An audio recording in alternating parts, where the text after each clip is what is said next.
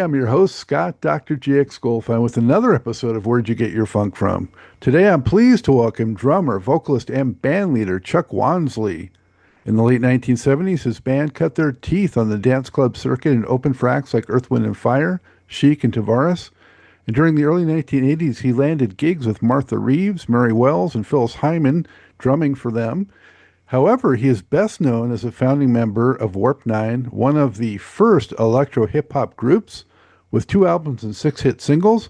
Those tracks included Nunk, Beatwave, Light Years Away, and No Man is an Island. He also released a solo album in Japan, and more recently has been performing overseas as a big band jazz singer and entertainer. Chuck, thank you for being here. How are you? Thank you, man. I am great. And thank you for that wonderful intro. Fantastic. No, I'm doing great. I'm living overseas and one of the lucky ones. And I happen to be living in Portugal now.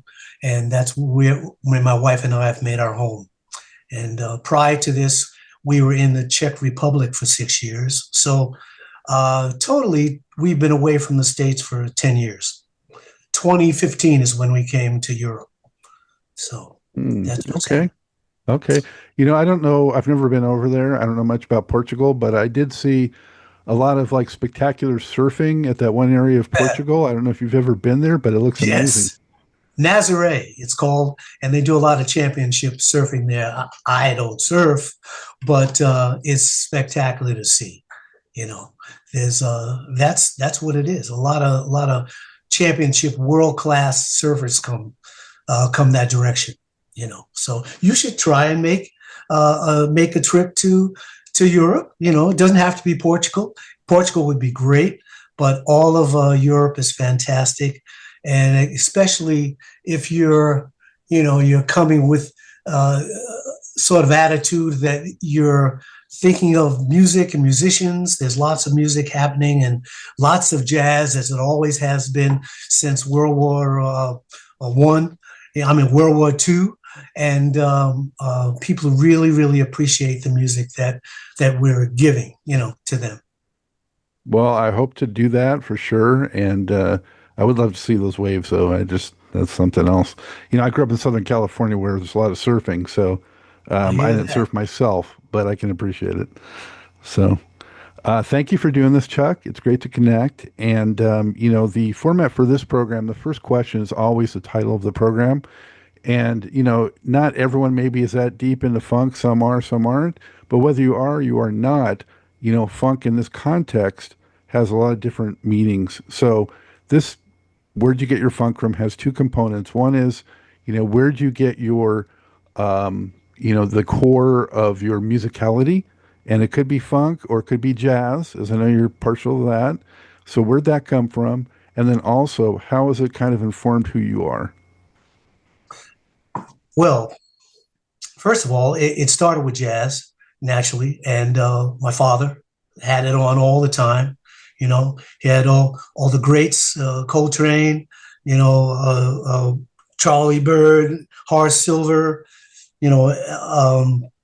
all those cats I had to listen to all the time. So growing up in school, I started when I was growing up, I was listening to Motown. I was listening to Beatles, and then it all evolved into other bands.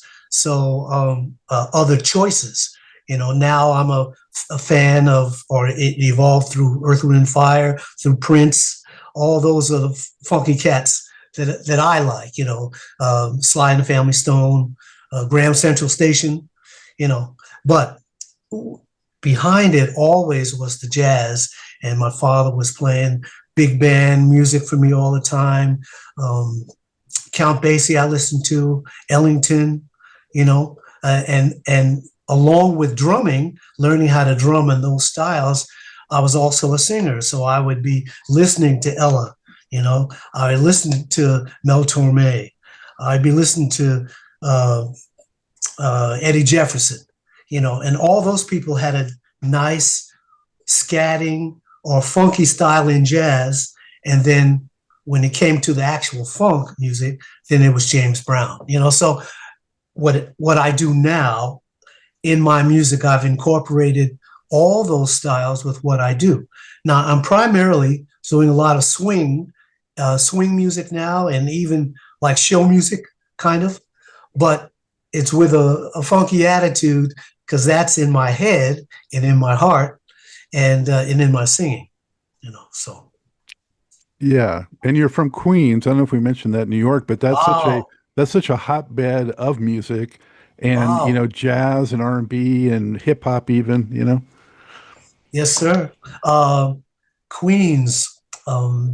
It was a long time ago, but yes, that's where I grew up, and then went on the road. I went on the road. I ran into a youth group ran into me called Up With People, and that was an opportunity for me to travel to every state in the United States and to go to Europe for the first time and to Africa.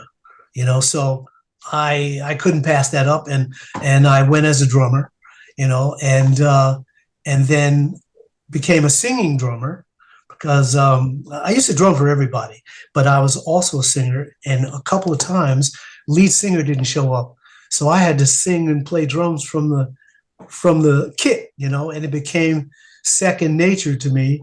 And instead of just moving four limbs, it was the five, and so it became a real hip thing to me, and it affected my singing because now when I'm doing certain hits, to the bows, the buttons, do bop, I would sing like that with accents. So I became kind of percussive, that sort of way. So that's part of that thing there.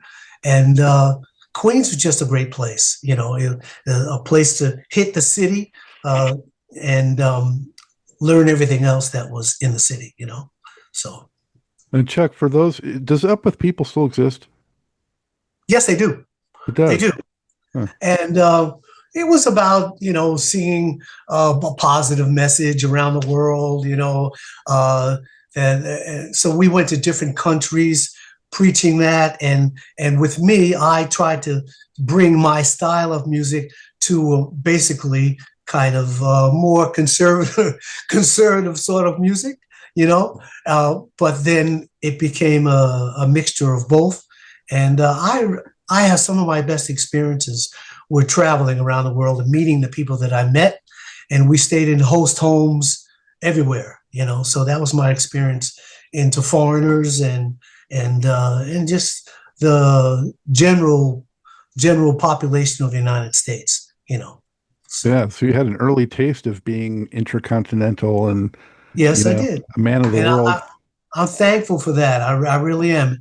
And I always remember my roots, no matter where they've been or whatever group I've evolved into or from, and use that in my current performances at the time, So when I remember sitting down in my dad's office, and he was always playing jazz, of course, stuff like that. It had on Ella, and I mean, for young folks, they may not know these people, but if you want to be a singer and you want to be a jazz singer, it might behoove you to go back and listen to Ella, Dinah Washington, Gloria Lynn, some of those folks, Sarah Vaughan. Not only were they great jazz singers, they were great scatters, and scatting, for people that don't know, is you're just kind of making up for the instrument that may not be there, that sort of thing, just kind of a feeling coming from your heart, and use that through your tone and as you're singing. And some people may not know what I believe. Some of the first scatting was evolved from Louis Armstrong, and he was in the studio cutting a song, and the lyrics were on a paper, and lyrics dropped as he was singing a song, and he didn't know what to do, so he kind of went that sort of thing, the way he would play his horn, and it stuck. So that became scatting, and then a lot of people have gone on to do that as well. So I try it Yeah. every now and then, you know, because since I'm an ex-drummer, I'm kind of percussive with my singing, and sometimes I'll be borrowing some of that with my vocals, like Al Jarreau did, or I mentioned Mel Torme before. There's a shoot. Well, you know, Chuck, Calloway, Cap you know. Calloway, you know, Chuck, probably a lot of people into funk music and that might be watching Thin Soul and all that may have heard scatting. Like when I'm thinking about the first I heard was probably George Benson Oh and yeah. Sugarfoot, the singer from the Ohio Players, would do with his guitar. Oh yeah. You know, so some of those cats, you know, they brought it into R&B and funk. So yeah, I always liked it. I always liked it. Yeah. Uh, I love the way George scattered. I love the way so many people here. Let's see, Anita O'Day is a good scatter. Um, I mentioned Louis. It's just another way of giving an expression. Hmm. Now funk.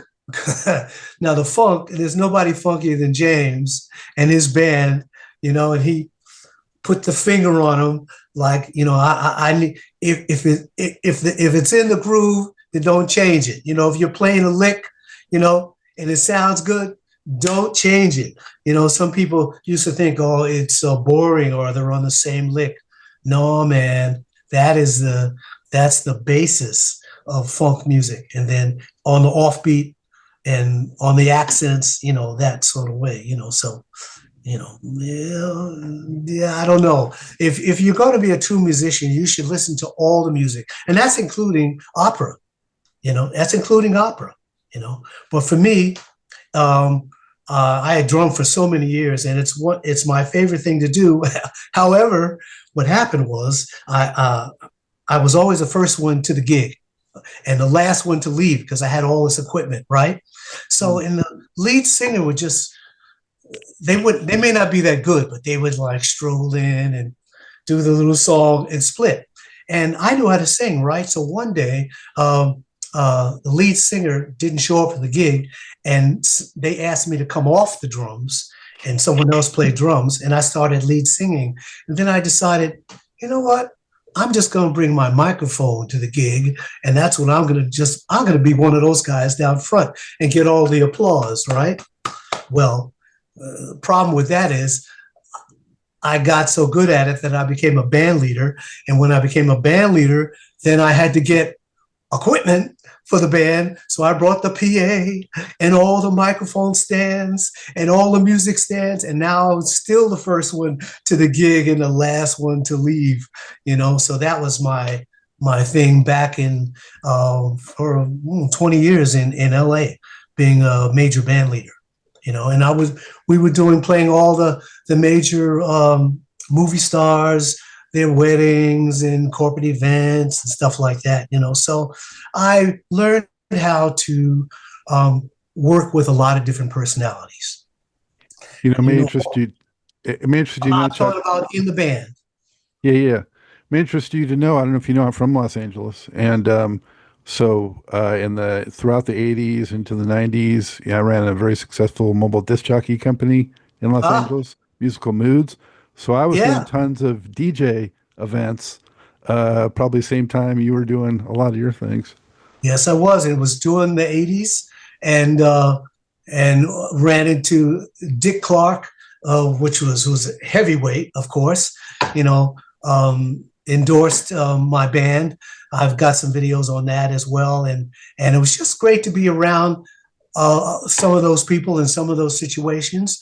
But in the back of my head, I still had, even though I'm now playing current funk or R&B music, disco music, or pop music, whatever you call it, whenever I did those big events, though, I would still have my band, which is now a big 10-piece, 12-piece band, start off with playing hits from old Hollywood scenes and stuff like that, because that was in me all the time. Hollywood and jazz and then I would mix it into the funk and R&B, and rap would be later. So I'd give the whole spectrum of music, and that helped make my band kind of more popular and more sought after. So. Mm-hmm. So before then, stepping back again, Chuck, when you were drumming, and I mentioned some of the people that you drummed with, like Martha Reeves and Mary Wells, how did you kind of get into that flow? Well, I probably, since I was in New York at that time, I was playing with some New York players, and they were at that time playing for some of those artists, and Whitney Houston, as a matter of fact, when she was a teenager, we did a demo in the studio before she had gone out, Clive Davis, all those guys, and the studio musicians, I was playing with them. And from that came other gigs where we were playing for Martha and a few of those folks, and it would be sometimes at the Brooklyn Fox with the theater, which I don't know if people know about, or even at the Apollo Theater in New York, up in Harlem. And it was great. It was just I always wanted to play. It didn't matter what style it was, because I wanted to fill myself with the music, surround myself with the music. So it rather than it just be, how do you say, I wanted to flow out of my pores, naturally, rather than kind of calculated, So because of that, I chose to play as many styles as I could, or whenever anyone offered, I was there to do that. So and then that was that. And how did that flow eventually into, the Warp 9 opportunity? Yes. Warp 9, how did that happen now? Jiminy Christmas. I met these studio writers, Richard Shear and Lottie Golden, and they were doing Lottie was a writer, and Richard was a piano player, and they needed someone to start doing their tunes. So I joined with them along with another guy, Bo Brown. Bo was a drummer, and I was a drummer also. So when we recorded the songs, we would also do some of the drumming on the tracks. And Ada Dyer, she was the original member as well. And we just ended up hitting New York at a time when, let's see, hip hop was big, but now we were doing more techno, so it was kind of like looking to the future, and after the bomb. So some of our costumes were like rags or spacesuits, that sort of thing, and it was kind of like a hip hop techno wave music. And we had 6 hits in the top 10, that was a lot of fun, for sure. And I still get people here in Europe from time to time, and Japan, contacting me asking, do I have any Warp 9 records, or that, they're fans and they still listen to that sort of stuff. So I would believe that one day we'll have to do some sort of reunion, although we're going to look like Warped 9 by the time they see us. So, that was great. And also, we were signed originally to Prism Records, and then we went on to Motown. Motown picked us up. But when we were with Prism, that's the same time Madonna was big. So we were all doing the same nightclubs. And Jelly Bean Benitez, who was a disc jockey, he was playing our tunes and Madonna's tunes, and we were at Bonds and different clubs in New York City, performing at the same time. Now, the story goes, Madonna went that way, and we kind of went a slow sort of rise, but and the rest is history. What she did, but we were all there in the same clubs, having a great time late at night, to 5, 6 in the morning, doing clubs and stuff like that. So, and then it moved on to Motown, and they picked us up, like I said, and then I decided I should start doing stuff on my own. Besides just singing, I wanted to drum again or be a band leader. So that's what happened. And then I, turned into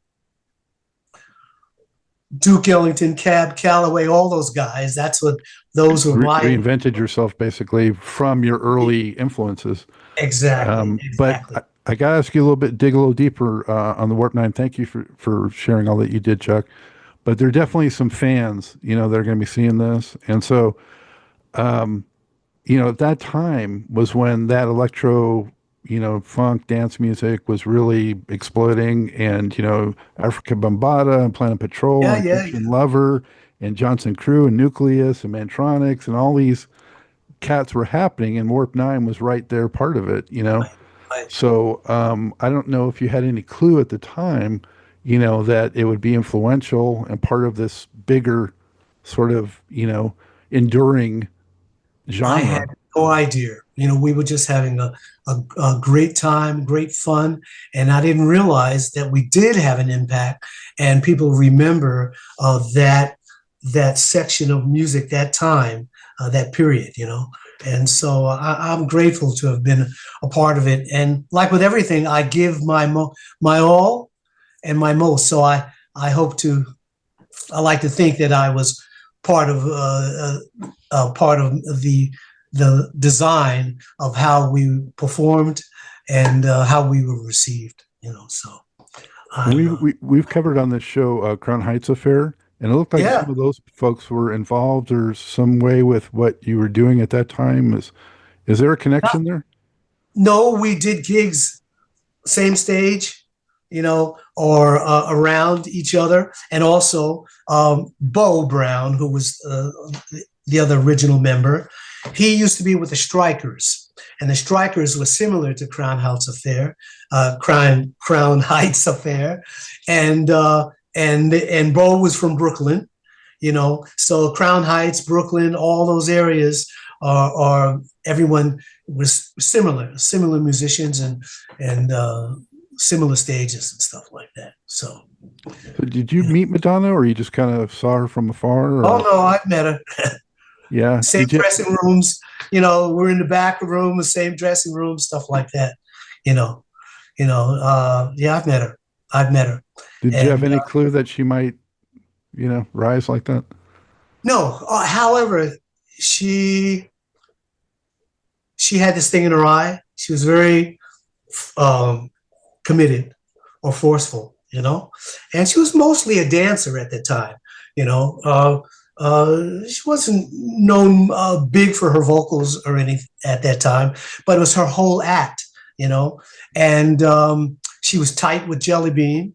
So he helped push her out there. And then she just found the right people, and she had motivation, and she found the right people around her. And then she just kept going, and so I take my hat off to her, Yeah. Singularly focused, right? I mean, that's how a lot of those really successful guys are. Exactly. So the concept and look of Warp 9, though, who kind of came up with that?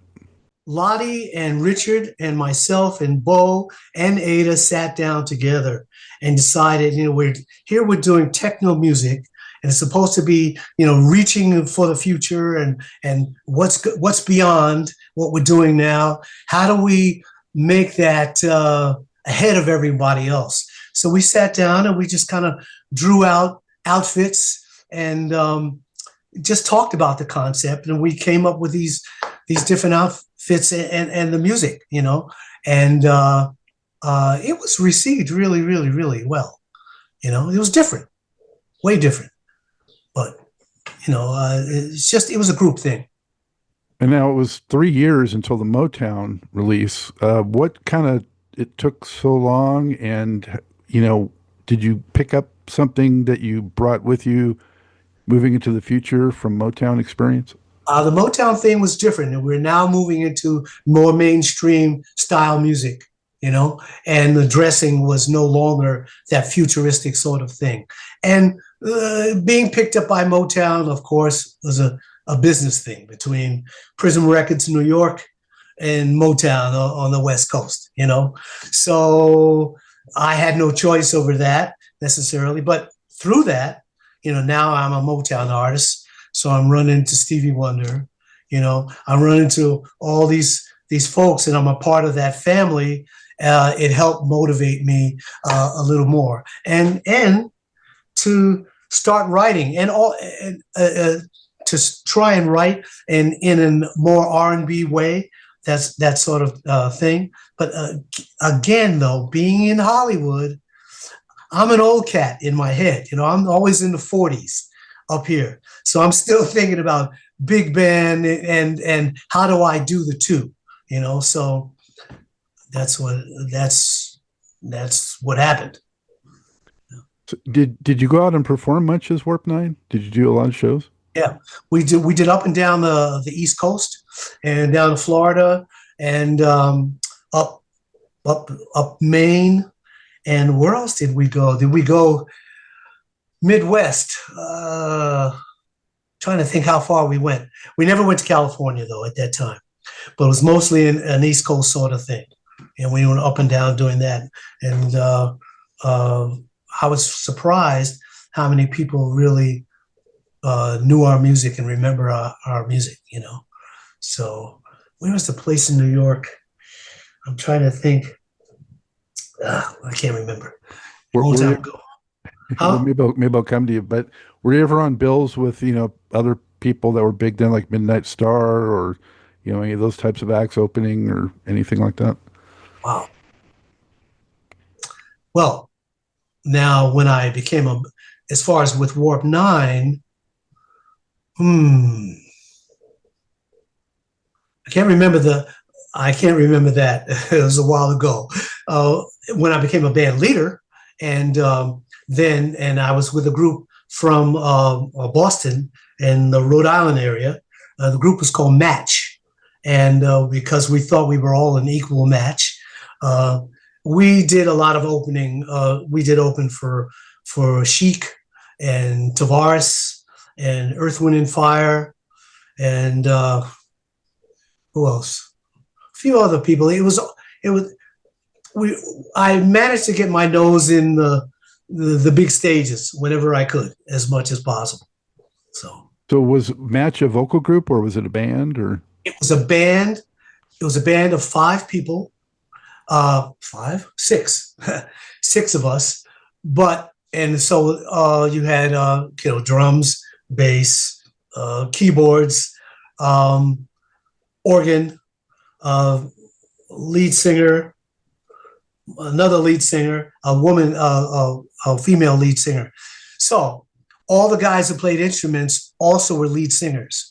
So all we did was create extreme harmonies. This is what were the bands out at that time? It's just that we were a great playing funk band, but we also did stuff by the Who, Tommy and the Who, and R&B and funk and the Rascals, the Young Rascals, current disco at that time. But the vocals were so more important than the instruments.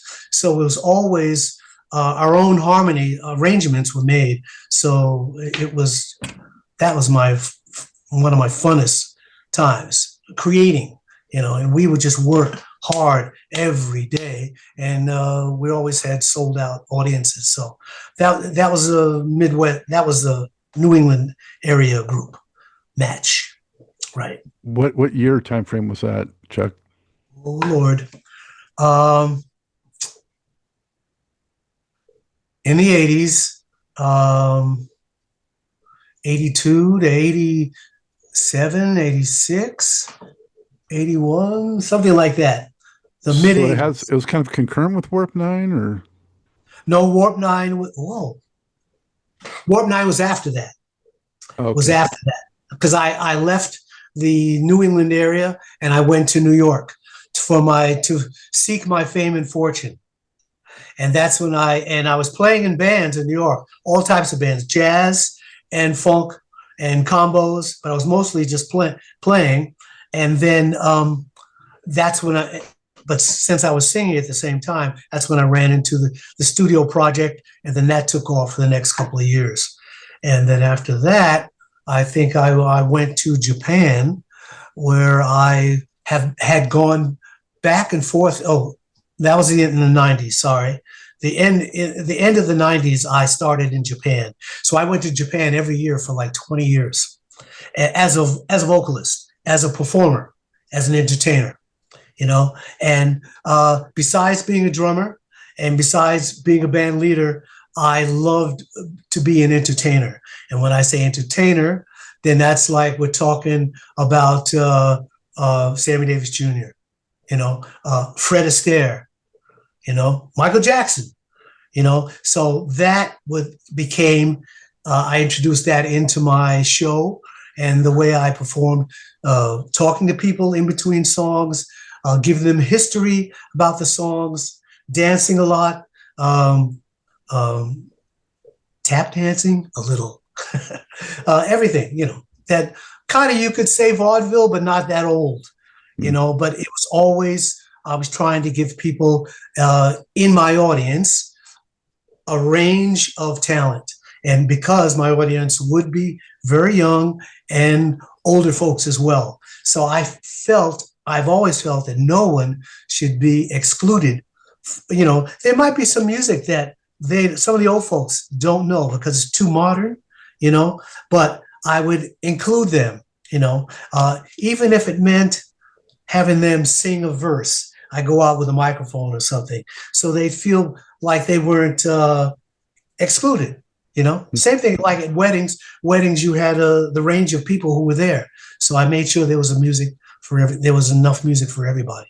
If that meant playing rumbas in the beginning, instead of the hip hop later on, or cha-chas, or Mancini music, Lujan, that's what it was about, Tico. Absolutely. All yeah, right. I did hundreds of weddings. I totally understand. Yeah, you got to, play the crowd, and you got to give them what they want. You got to Crowd. leaving happy, and yeah. Now, weddings aren't easy.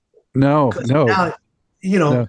if you were just dealing with the client, fantastic. Exactly. When you have to deal with the midman, which is the event planner, it's a little more stressful, difficult. But I always on stage, I could see the event planner at the back of the room, and I could tell, because they're always the nervous type, and I could see them getting ready to say, cut the band or do this, and I could tell their lips. And I move into the correct mood of my song, or bring the band down, or, I learned how to do it and did it with style as much as I could. So that's kind of, it's a difficult task sometimes. If you're a young person now trying to do weddings, you have to have a thick skin. That's yeah. As I'm sure I do, I'm sure you have many stories specifically related to that, but we don't have the time to get into all of them. You should probably do a book if you haven't already done it. Wow. Yeah. Well, I haven't, and maybe I should. I wanted to ask you, Chuck, about Alicia, that record. So was that through the same connections as Warp 9? You're credited doing like background vocals on some artist named Alicia in like 87? Does that ring a bell? If it were 87. It was on Mercury Records. That must have been Lottie and Richard doing another session and having me sing background vocals. Right. Alicia. Wow. Very kind of a Madonna type of act. Yes. Yeah. Yes. Wow. That's crazy. I forgot about that. But growing up, I mean, the singers I enjoyed, first off, my dad playing the jazz first. I was a Joe Williams fan, Mel Torme,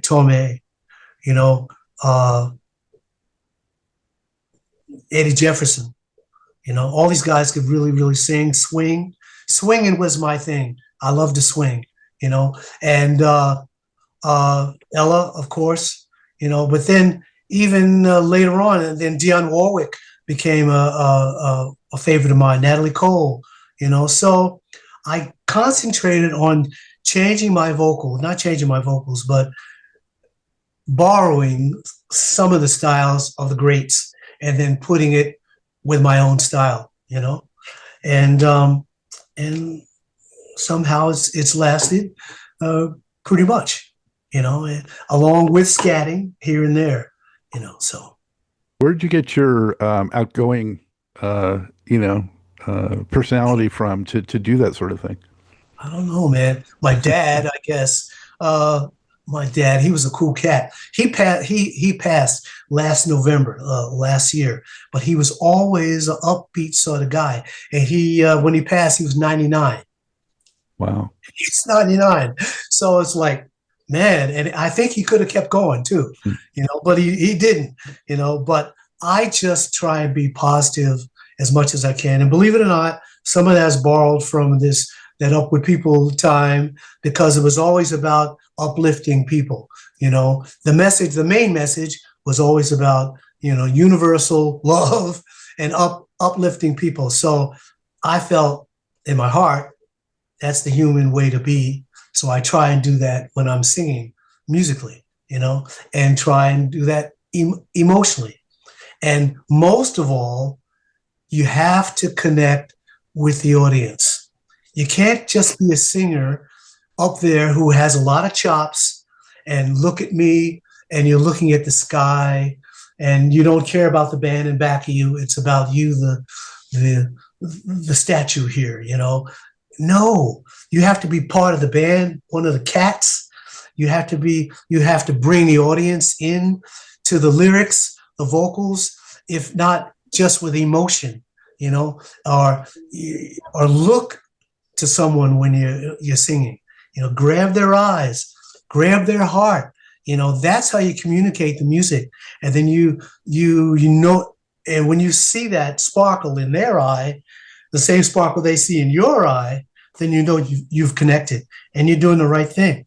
And even here, where some people don't understand the lyrics, I'm not singing in Portuguese, I'm singing in English, but I have a Portuguese audience, Czech Republic the same way, Poland same way, Germany same way. They understand some English, but it's more about them wanting to feel that you're giving to them. So that's my advice to any up and coming singers. And also in the styles of music you're doing, the melody is so integral. So I think, it's so universal, those melodies of so many of those classic standards and jazz tracks. They don't die. Yeah. They do not die.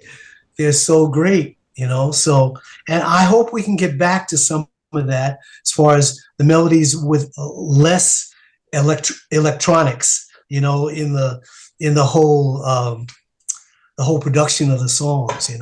It's over heavy with reverb or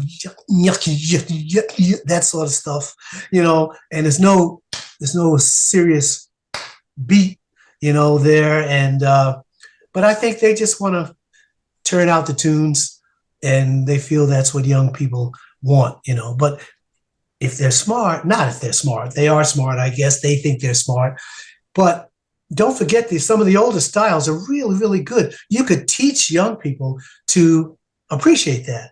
So it's up to you, the sort of music you release, how you release it, and do a blending of all of it, So I think, Chuck, big band in particular is just universal age-wise. The swing music, I think little kids definitely gravitate toward it if they're exposed to it. It just has that thing, It does have that thing. It's a power, that they don't expect to hear in person.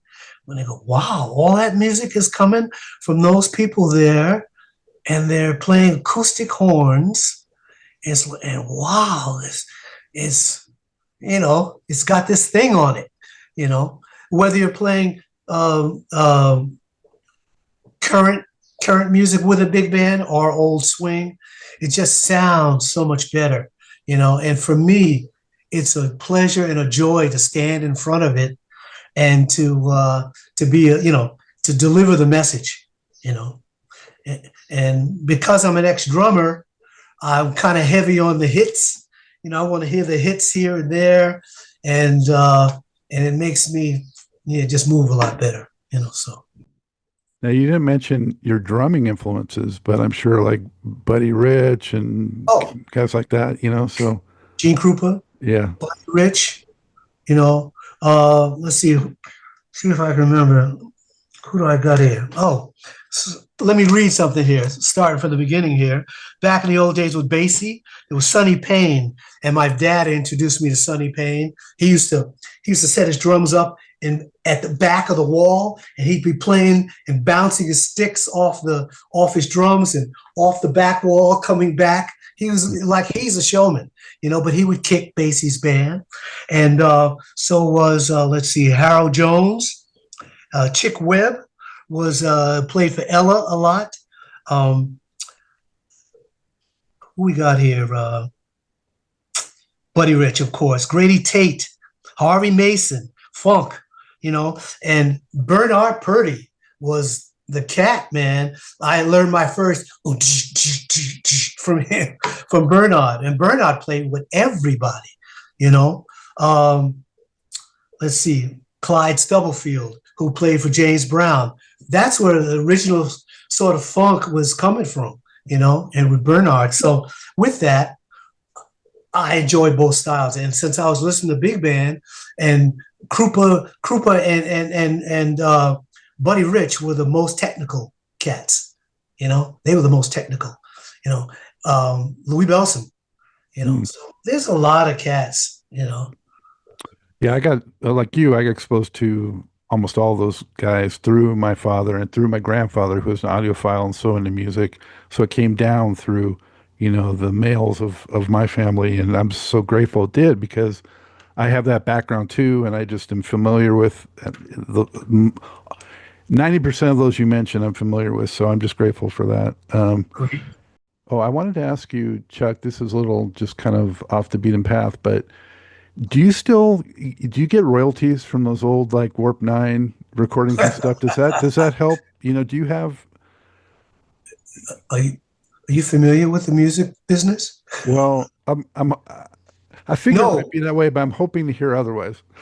No, don't. I don't. I don't. And I'm not sure if Richard or Lottie do either, but it would be nice if they did. It would be nice if anyone got royalties. The tiny amount that people are getting nowadays, it's shameful. Mm-hmm. It's shameful, and I don't know how to get around that. We'd all have to stop working for the record company in order for that to happen, or refuse to go out on tour. But that's the only way we can make our money. So I don't know. It's a shame that they get all the money, but it's the same. It's the same in government. The big wig, the cats at the top, figure out a way to skim everything off. So yeah. Chuck, I noticed when I was researching you, I found a video that looked like it was from a few years ago of a tune called Sunshine. Oh, Sunshine with You. Yes, that's crazy. That was a few years ago, and it was written by a Ukrainian piano player and his wife. He wrote the music, she wrote the lyrics, and I was in the Ukraine before COVID. Let's see, where are we? Right after COVID, the war started. I think it was after COVID. Now, at any rate, COVID was bad enough when everybody in the world was shut down. But then everything kicked back up, and I was gigging big time, and my biggest clients were Ukraine and Russia. And I was going back and forth both places. And the piano player from the Ukraine, he wrote that song, and then he asked me to do it. So I did it, did all the background vocals, changed some of the arrangements of it, and he just put it out as like a club tune. Sunshine for You. Yeah. Yeah, it's kind of Crazy. like R&B pop type Yeah, track. R&B pop, exactly. Yeah. So here now I'm doing jazz, but I haven't left R&B. I still have a 10-piece R&B band in the Czech Republic that I go, and there's a club there which is pretty popular called Jazz Doc. And anyone that's major, if they're not doing the major theater, that's the major club to come to. Annette Cohen, Anat Cohen, and anybody else is coming there to on their way through. But I do my funk band there, even though it's a jazz club. And we're doing Prince and Earth, Wind and Fire, and like I mentioned before, Graham Central Station, and everything, stuff that these people are not used to. So I got 3 horns, 3 background singers, a kick and rhythm section, and teaching them stuff that they didn't grow up with. So they're into it. So they do their homework, and we give the place a good time, so. Well, that's cool. It sounds like it helps you, have some variety in what you're doing, Yeah. which is nice. I'm trying to always stay current. Yeah. I'm an old guy, but I'm staying current, So I'm 76, and this Wow. is the new 56, I guess. Yeah, no doubt. I mean, I don't think anyone would ever guess. Well, I'm trying to hang in there, Yeah. eat well, don't kill myself or over, exert or anything, and just live through the music. Mm-hmm. And then I noticed you had a record called Weekend Romance. Wow. Was that an attempt for you to get a solo thing going? And it was made only, to tell you the truth, for Japan. And the title song, Weekend Romance, was a song that was I recorded for a Japanese company, and it was the premiere song when they have their horse races on Sunday, and they have a theme song which goes along. It's called Weekend Romance, and so it's written in the lyric is in Japanese, but I translated and changed it around to fit an American lyrics, and so I recorded the song there. It became a hit. So my buddy from the States, who was a piano player, he and I put the rest of the album together, and we did current songs, popular songs that I did in some of the nightclubs there, songs that people, a lot of Japanese people like Old Platters music, Only You, and stuff by Ray Charles, as well as current stuff. So I would do a mixture of an album, and that song, Weekend Romance, was the title song. Hmm. So did you ever seriously pursue or think about, launching a solo recording career? I thought about it, but you know what? Was always so busy as a band leader. I love being a band leader, putting that whole thing together, and I never had time to be a solo artist. You got to sit down and do a lot of writing, and mostly have your own tunes if you're not getting them from the record company, and your life has to be on hold. I'm raising 3 boys, my wife and I, and so I had to work. So I'm working all the time, and it was all the styles of music, and so I never stopped to think of a actual long solo career, as an artist. So I've got those bit albums, but not signed to a major company, so, and that might have been a curse anyway. Mm. Who knows? Yeah. Might have given me more money, maybe, after the record company took all the royalties, So I'm doing what I love to do. I'm pleasing people, and I'm not throwing in the towel. I'm still kicking, and who knows? Maybe next year will be that solo album. Mm. Now, sometimes you're out there with orchestra, sometimes with big bands. Yeah. Is that just like, do you have an agent that lines that up, or how's that It's flesh me and out. my wife. My wife is my manager, thank God. And I owe everything to her except my voice. She's my stylist, she's my manager, she's my agent, she's everything. And we together are a team.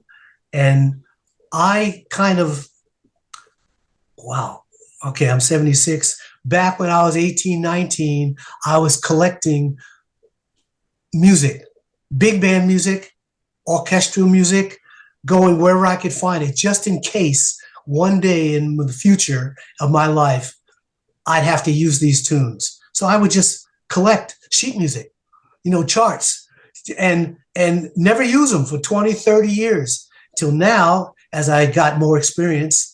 Now I could not force myself, but suggest to people that this is the sort of music you might want to try or listen to when they were doing small groups or afraid to take a chance, So I would push it to the promoters of companies, of shows, and then they would trust me, and they would hire all those musicians, or if they weren't professional, they were from schools, teachers or students, but mostly professional musicians.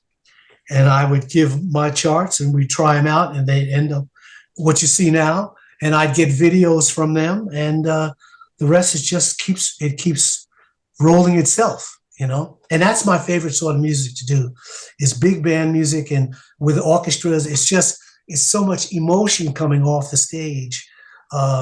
This is me now in my later years. So, Do you still hit the drums at all? yes, my wife is upset at me that I'm not playing every day, but I hit every now and then. It takes me a little bit. I'm a little rusty, but it's like riding a bike.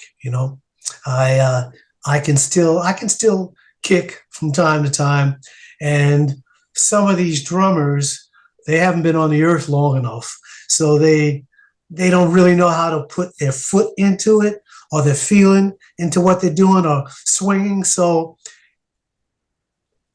in between me leading the band, I have to run back every now and then, ask the drummer or the conductor, can I show him how I'd like it to go? And I go back there and do that. So I do that from time to time. Should I be playing on a regular basis? Yeah, you're right. So I'm going to write that down because you brought it up. I'm going to start practicing tomorrow again. Yeah, well, I think Purdy's still at it, and you don't have to.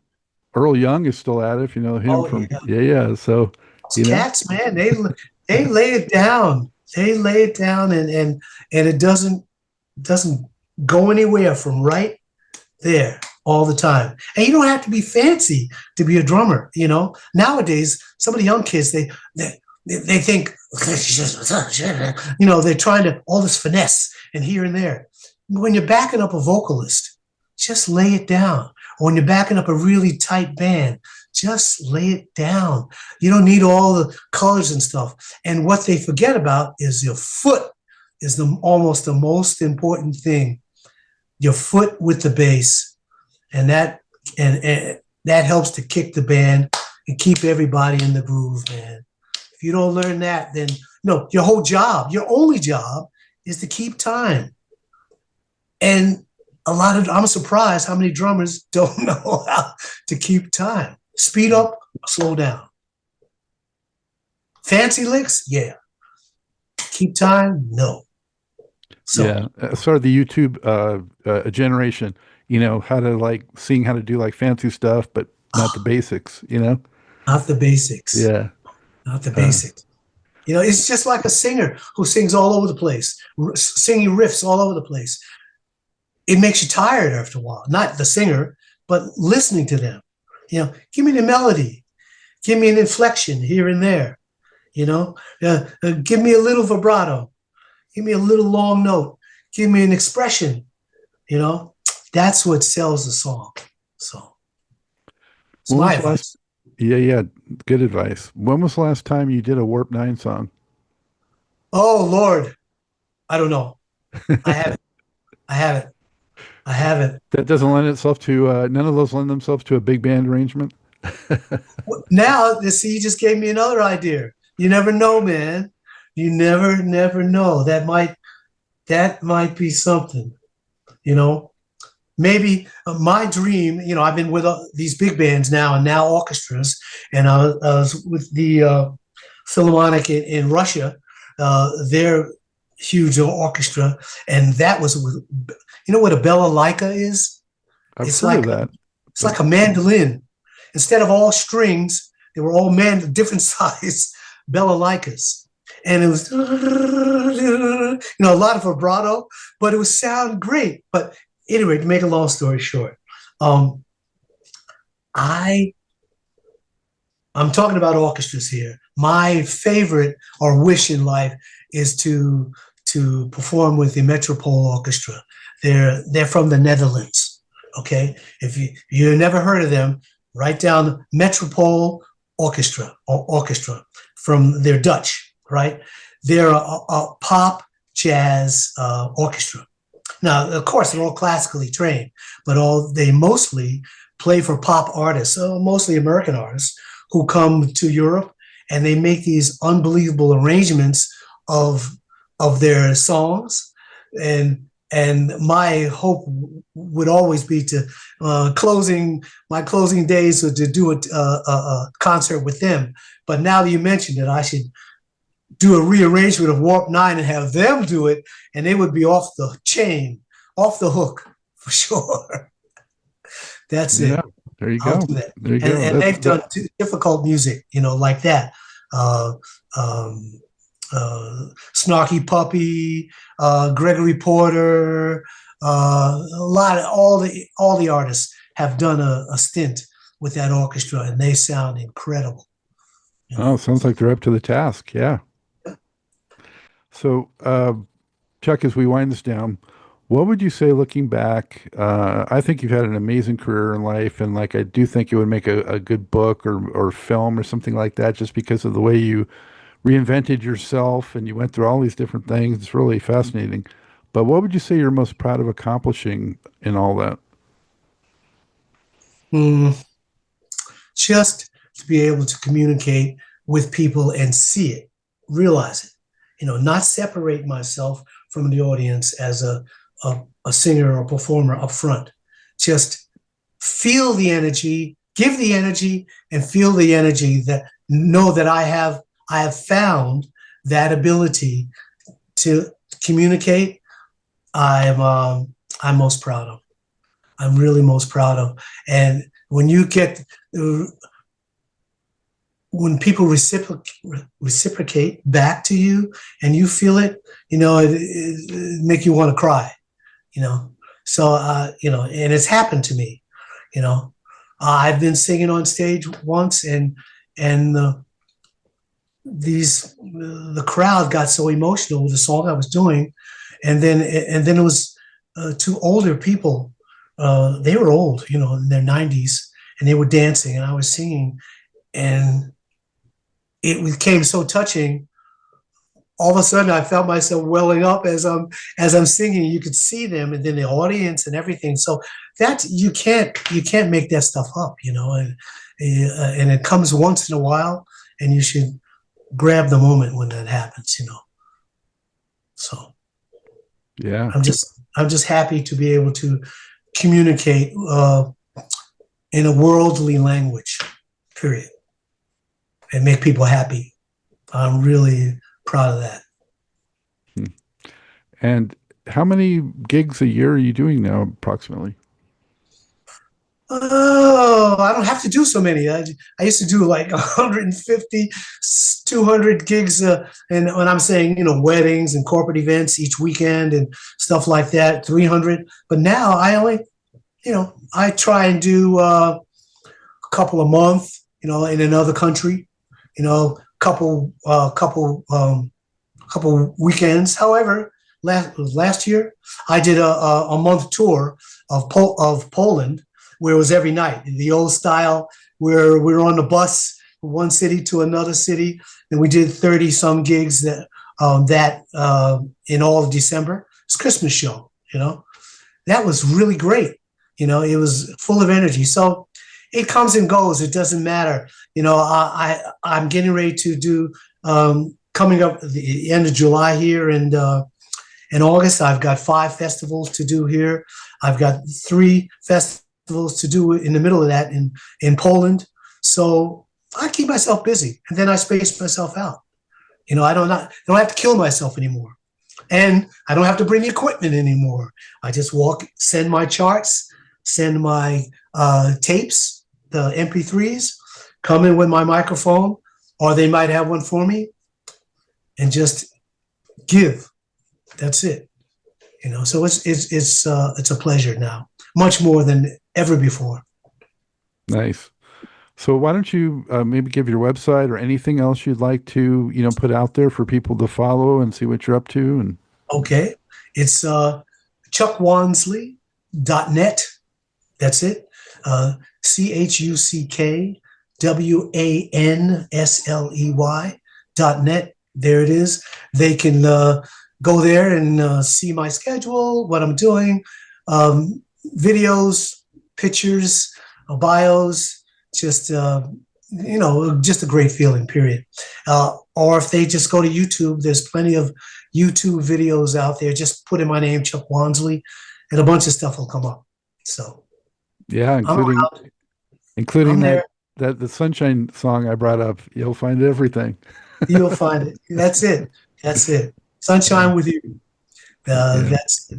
So I don't have any plans of hanging up the spurs, and I'll be going into my late 80s, I guess. Hopefully, still singing at 90. Tony Bennett. I was just gonna say, Tony Bennett. That cat, man, he was hitting it. He was hitting it. So I keep my fingers crossed. That's all I'd love to do. And then speaking of how things are going nowadays and exactly what you're doing, it's now time for me to come up with a channel, my wife and I. So we're thinking about that, and we'll see in the future. Maybe we'll be talking to each other that way now, to have a podcast or a channel. Any way I can help or participate, glad to do it. And pleasure to meet you, Chuck. Pleasure to meet you. Thank you so much for doing this, and thank you for all the music you've brought and the joy, like you touched on, to so many people through the years. Excellent, thank you, and I thank all your people and all your people who watch you. I hope they keep doing it, and I hope you keep giving us what you're giving us. Thanks, man. All right. Ciao.